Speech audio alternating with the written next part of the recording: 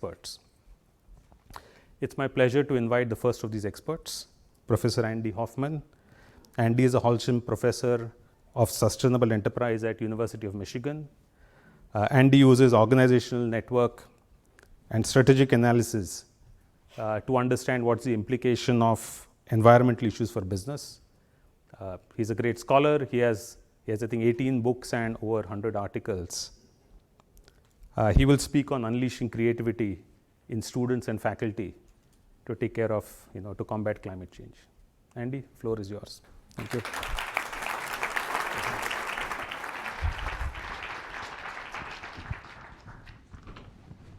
Well, good afternoon, everybody. Let me get the technology straight here. Oh, did it move? I can't see that screen. I can see this one. Oh, wow. High tech. Oh, and you got a timer too. Excellent. Okay. I'm going to ignore that timer. No, I'm only kidding. I'm here to talk about climate change. I'm talking about climate change and business education. And the message I want to get across echoes what you just heard. Business schools are not doing enough. And in my opinion, business schools are missing the magnitude of this issue. It's an opportunity to redesign business schools. That's the message I want to give you today. I want to begin by moving the slides. There we go. Business schools have woken up to climate change. And those of you from the United States, that double entendre is intended. Some people see this as woke politics, but business schools have embraced this topic. And I find this fascinating. I've been focused on this issue since the early 1990s, and those of you who are younger, let me tell you that in the early 1990s, when you go to the school professors and ask them to be on your committee, they would say to me, what are you doing here? What does the environment have to do with business? Go over to a School of Public Policy at a real time. That was in the early 90s. Today, many of those same professors list sustainability as one of those areas of expertise. So the world has evolved. In 1995, my first interview for a job was with a top-tier business school, I will not mention their name, who turned me down by saying, we really love your stuff on institutional theory, but we think you're too focused on the environment. We're going to turn you down.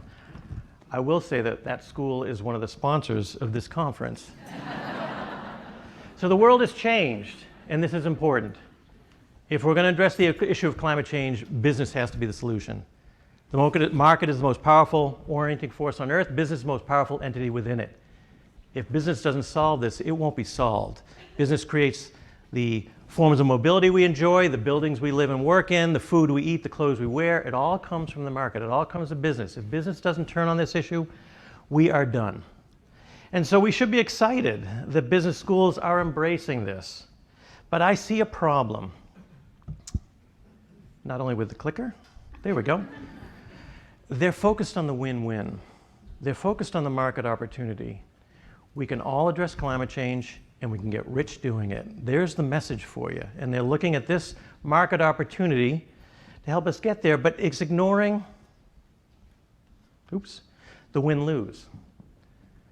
Are there difficult decisions to be made? Are there trade-offs to be had? How do we handle, for example, the end of the fossil fuel sector? Is any business school teaching that? I don't think so. And so how do we challenge students to deal with the inherently difficult issues in business related to climate change? This is a serious problem. And quite frankly, we don't know how to do it. What we do in business schools is take this idea, this notion, this problem called climate change, and we fit it in with the existing models that we have. We don't use it to say, maybe those models don't work. Don Hambrecht, in a famous article called The Theory Fetish, said that we take interesting phenomenon and we jam them onto existing theories when sometimes those phenomena need new theories to understand them. And so, for example, what do we do in business schools? We make the business case to address climate change. To my mind, that's the exact same thing as making the business case not to commit suicide. That's how crazy this is. We have difficult decisions to make, and business schools need to adjust to try and deal with this. We need new theories and models. Part of the problem is that climate change is not an environmental problem. Climate change is a systems breakdown. It's one marker of a broader shift that scientists are calling the Anthropocene. It is part of species extinction, habitat loss, ocean acidification, the 9 planetary boundaries that are out there. And people are saying that it should perhaps not be called the Anthropocene, maybe it should be called the Capitalocene, because capitalism is the problem. To fix a systemic problem, you have to fix the system that's causing it. That system is capitalism. And so where are business schools in that conversation over how do we fix the system called capitalism? This conversation gets some of my colleagues nervous. They're waiting for that S word, socialism. They start to get a little uncomfortable. But to my mind, it's about correcting a very malleable system that's evolving over time. Too many of our students think that capitalism is some fixed state of nature, like the law of gravity. It is not. It's a set of human-made institutions in service of humans. When it doesn't work, fix it. This is one of the few times you'll hear me agree with Tucker Carlson, who actually said, capitalism is like a staple gun or a toaster. It's a tool. If it's broken, fix it. It's broken, we need to fix it. And how do we do that? Right now, we are prioritizing the bottom line when the practices that contribute to it threaten the survival of the planet. And there's our challenge. So where do we go from here? Capitalism is in crisis, and this isn't just me speaking. Many people from within the market are saying this. Joseph Stiglitz, Nobel laureate in economics, says capitalism needs to be saved from itself.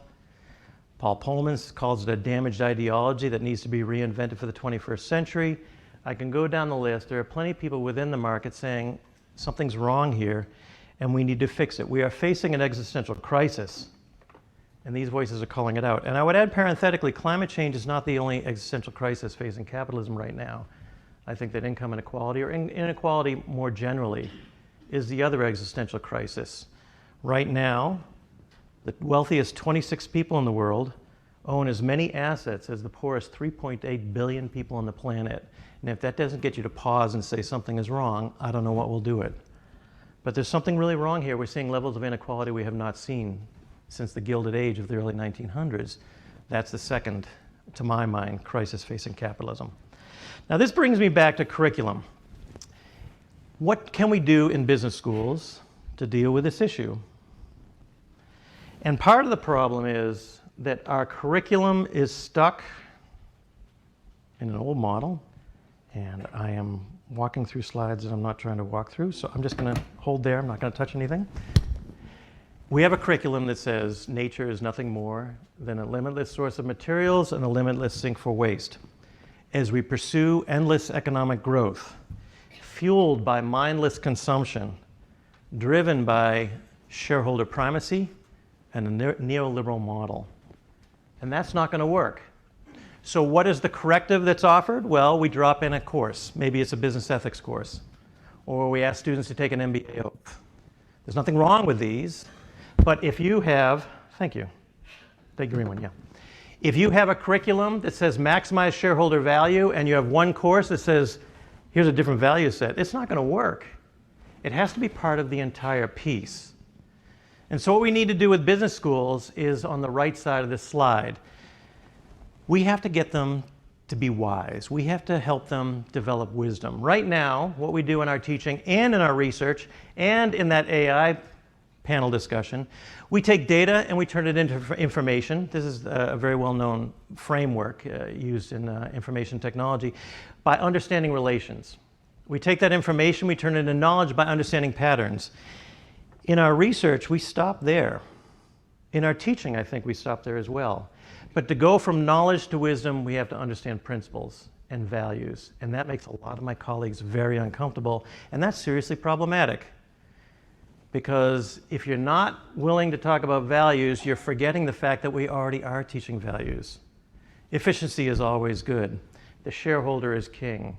I could go down the list. These are embedded within the curriculum. And if we don't face that, we're not going to be able to fix this problem. So, what are we producing? Here's a great way to look at what are we doing. So, there are studies, academic studies, to show you that students who apply to business schools score high on narcissism, sociopathy, and Machiavellianism. That is who we are drawing. The data shows this, and this is not just a US phenomenon. This research is India, Denmark, it's around the world. So this is who we're drawing. What do we do when we get to them when we get there? Well, business school enhances self-monitoring and the importance of self-oriented values. People care more about what others think of them, and that's most notably measured in salaries. I've seen many students, I'm going into the business school, I'm not going to worry about money, I'm going to focus on my values, I'm going to make the world a better place. Then it comes close to graduation time, they're looking at a job, $80,000, $90,000. McKinsey's offering $150,000 with a $50,000 signing bonus, and people start to bend and yield. Well, I'm just going to go to McKinsey for a couple of years till I pay off my loans, and then I'm going to follow my dreams. And I say, I hope so.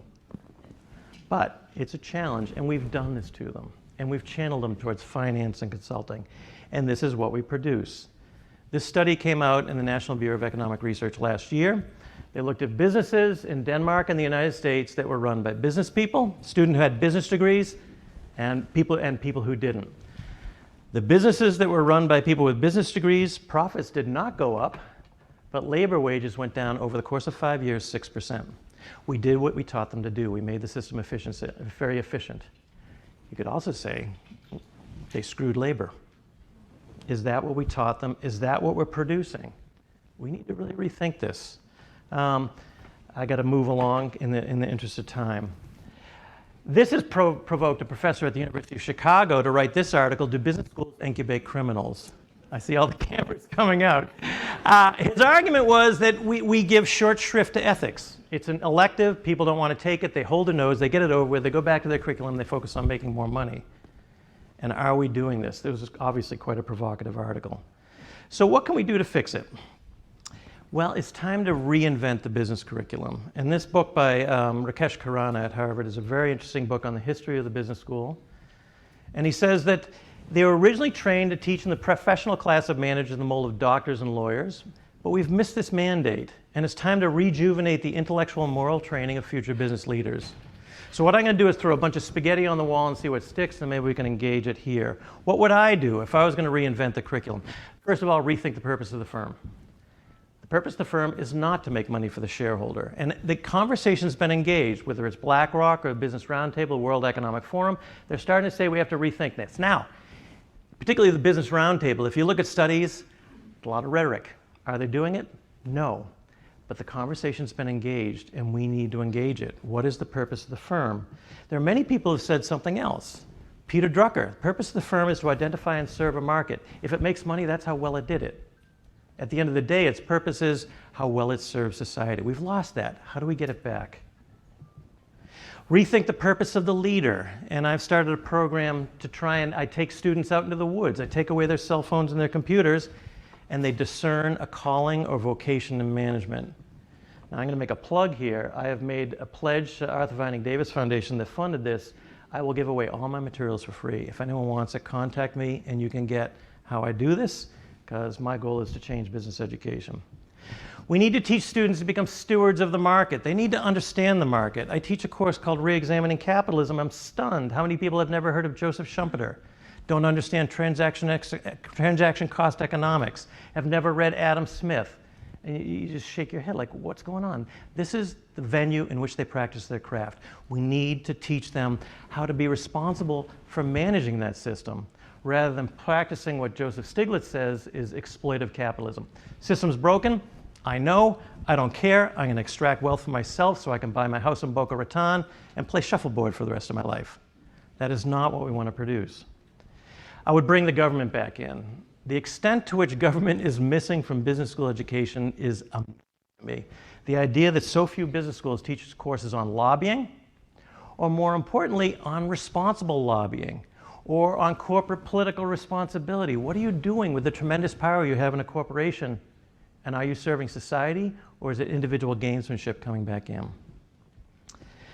Focus on systemic solutions to systemic problems. The idea of reducing carbon emissions is very different than going carbon neutral or carbon negative. So teach systems thinking. Redirect material flows. Start to think about decoupling. Start to think about circular economy. That is starting to come in, and you can see that happening.